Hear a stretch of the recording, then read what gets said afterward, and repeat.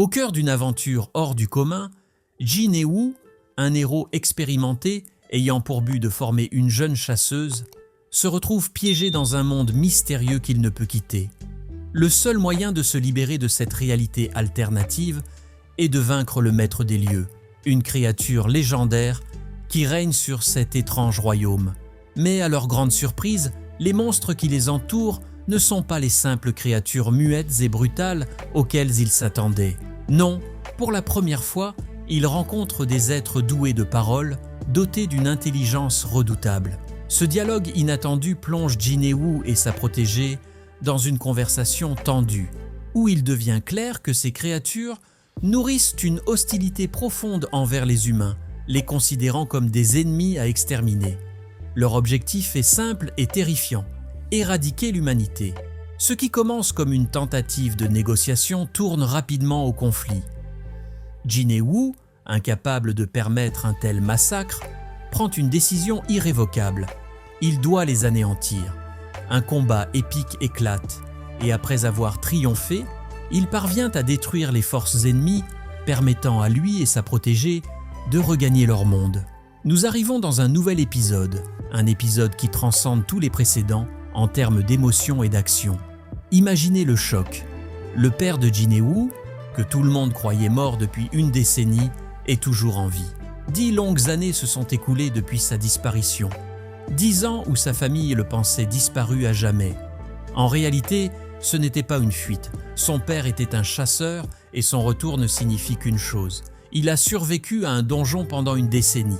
Cela seul est suffisant pour rendre cet épisode monumental. Si son père a survécu dans cet environnement hostile pendant si longtemps, cela veut dire qu'il possède une force colossale, bien au-delà de ce que nous avons vu jusqu'à présent. Pour Jin-Woo, cela signifie que son père est probablement l'un des hommes les plus puissants du monde. De plus, ce retour inattendu soulève d'innombrables questions. Que sait-il des donjons? Pourquoi sont-ils apparus? Les réponses semblent reposer entre les mains de cet homme revenu d'entre les morts. Les fans sont en extase. Comme d'habitude, pour ceux qui sont nouveaux, une playlist vous permet de rattraper toute l'histoire depuis le début. Car croyez-moi, vous ne voulez pas manquer un seul instant de cette aventure haletante. Mais revenons à l'action. Il est déjà 3 heures du matin et personne n'est ressorti du portail. Une semaine entière s'est écoulée dans l'autre monde, car 1 heure ici équivaut à une journée là-bas. Soudain, le portail se met à briller d'une lueur étrange, indiquant que le donjon a été conquis. Des silhouettes émergent des ténèbres.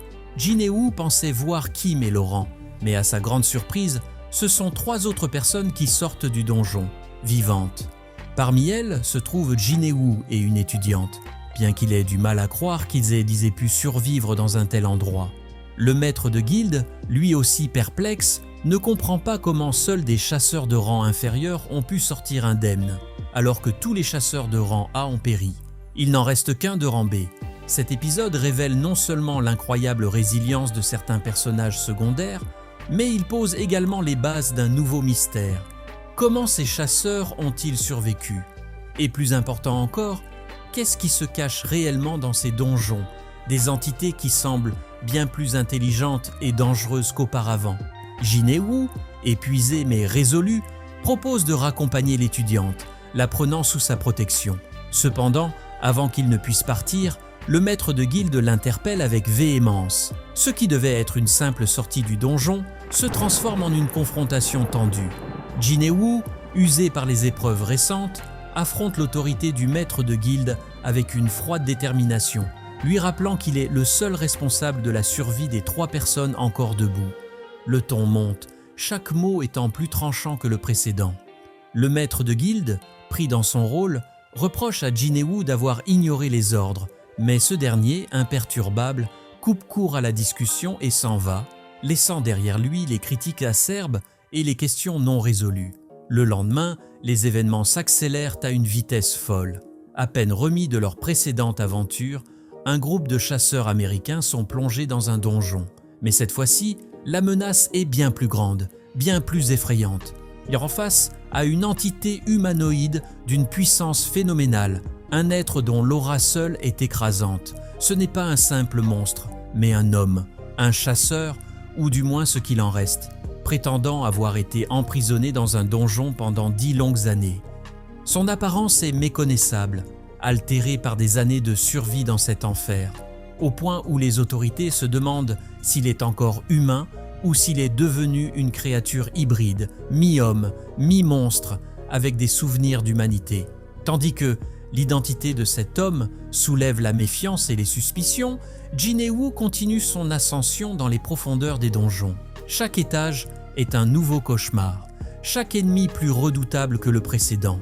Les combats deviennent épiques, teintés de sang et de sueur. Arrivé au 50e étage, il se retrouve face à Vulcan l'Avare, un démon d'une taille colossale, entouré de ses gardes d'élite. C'est le moment décisif.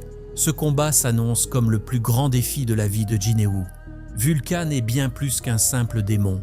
Ses mouvements sont rapides, presque inconcevables pour un être de sa masse, et son agilité contraste avec sa silhouette imposante. Jinewoo, stupéfait, peine à comprendre comment un tel monstre peut exister. Vulcan frappe avec une force capable de réduire des bâtiments en ruine d'un seul coup de poing. Son pouvoir de rage augmente encore davantage sa force, rendant chaque coup plus mortel que le précédent. Face à une telle adversité, Jinewoo réalise qu'une approche frontale ne fera que le mener à sa perte.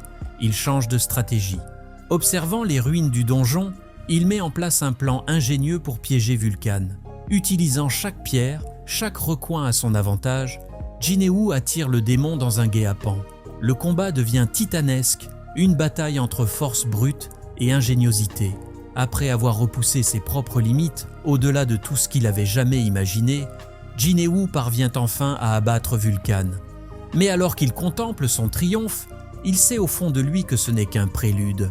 Ce donjon cache encore bien des mystères, et les secrets qu'il renferme pourraient changer le destin du monde.